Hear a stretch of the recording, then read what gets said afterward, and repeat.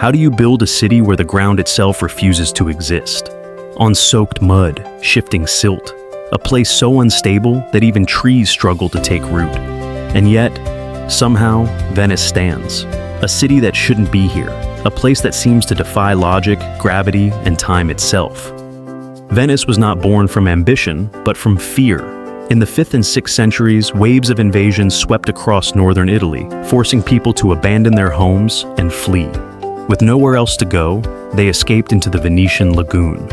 But what they found was no safe haven, only scattered islands of mud and marsh, soft ground that could barely support a human step. Stand still for too long, and you would sink into the earth itself. And yet, instead of leaving, they stayed. At first, there was no city, no streets, no grand vision, only survival. The early settlers lived on rafts and wooden stilts, drifting between islands, adapting to the water, as if it were their only ally. They quickly realized they could not build on the land, so they did something unthinkable. They built into it. The first builders of Venice were not trained engineers, but fishermen, monks, and refugees.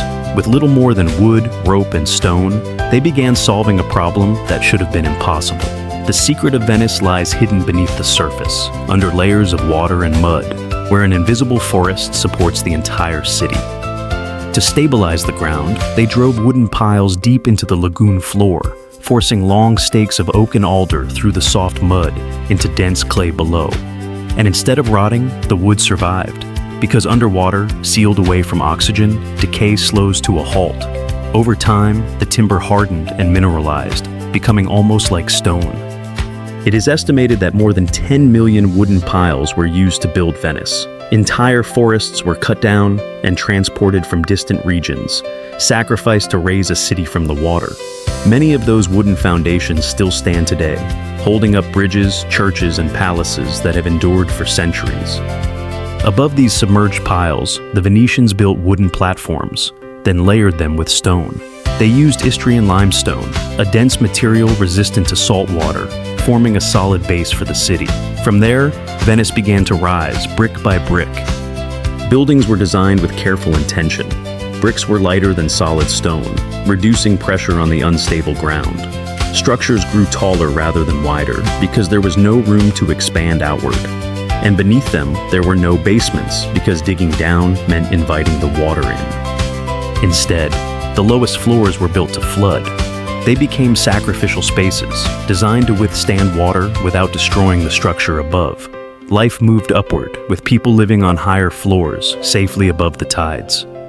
Venice did not grow like other cities. It expanded slowly, island by island, until it became a network of 118 separate islands, each supported by its own hidden forest beneath the surface.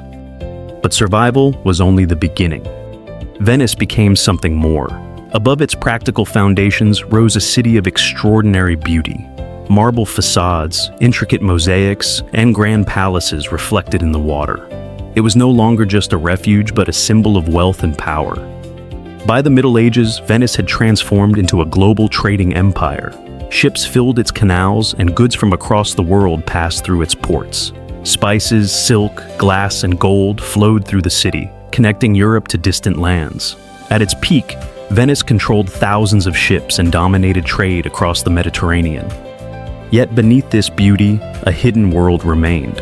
Under the canals and buildings lie ancient wells, old drainage systems, buried structures, and forgotten tunnels. Even crypts, sealed away beneath churches, remain hidden below the surface. With no space to bury the dead, Venetians built entire cemetery islands. Places like San Michele, where the dead rest on land surrounded by water. Even in death, the city adapted to its unique environment. But Venice has never been still. Over time, the weight of the city compresses the ground beneath it. The wooden foundations shift, the soil settles, and buildings begin to lean slightly. Not enough to collapse, but enough to remind us that this city was never meant to last forever. At the same time, the water continues to rise. Venice is slowly sinking, just a few millimeters each year, but combined with rising sea levels, the threat becomes much greater. Floods are happening more often, and each one brings the city closer to danger. To fight back, modern engineers created the Mosey system, a series of massive flood barriers hidden beneath the sea. When tides rise, these barriers lift from the seabed, forming a temporary wall to block the incoming water. It is a complex and controversial project, but it has already helped protect Venice from severe flooding. Still, the challenges remain. Tourism, pollution, and climate change all put pressure on a city that is already fragile, and yet, Venice continues to stand.